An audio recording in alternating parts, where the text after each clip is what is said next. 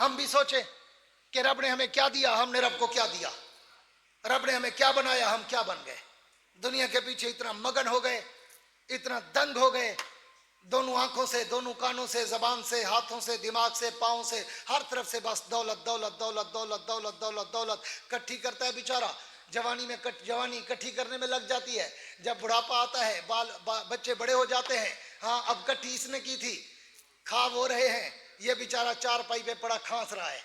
Doctor کہتا ہے جی بس حاجی صاحب اب آپ نے میٹھا نہیں کھانا، ہاں تھر تے شوگر ہو جاوا گی، اب حاجی صاحب تلی ہوئی چیزیں نہیں کھانی، اب تو ہارٹ کے پیشنٹ ہو جاؤں گے، حاجی صاحب نمکین چیزیں نہیں کھانی، بلڈ پریشر ہو جاوا گا، حاجی صاحب کوئی بروکن غذائیں نہیں کھانی، اب آپ کا معدہ جواب دے گیا۔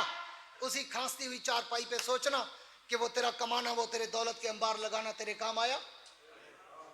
صرف انجیکشن لگے، ڈرپس لگی، ٹیبلٹ کھائی، ہسپتالوں کے چکر لگے، اور ساری زندگی جوانی میں نہ حلال دیکھا نہ حرام، نہ جائز دیکھا نہ ناجائز، نہ سود دیکھا نہ پاک نہ پلیت، بس دونوں ہاتھوں سے اکٹھا کرتا گیا الہاکم التکاثر حتی زرتم المقابر۔ کٹھی کرتے کرتے ہم مر جاتے ہیں، قبر جا کے ہمارا پیٹ بھرتی ہے، دنیا میں پیٹ نہیں بھرتا۔ اس لیے آخری جملہ کہہ رہا ہوں کہ حلال پہ قناعت کرو، حرام سے بچو، اللہ سے دولت نہ مانگا کرو، اللہ سے برکت مانگا کرو، دولت نہ مانگا کرو۔ کیوں؟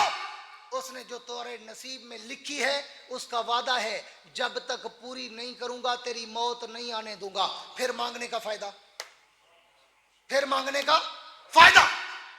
اس نے تو کاتب تقدیر نے لوح قلم پہ لکھ دیا، تو پھر دولت مند مت مانگ، اس رب سے اس تھوڑی دولت میں برکت مانگ، تاکہ تیرا لاکھ والا کام بھی 1 روپے میں ہو جائے۔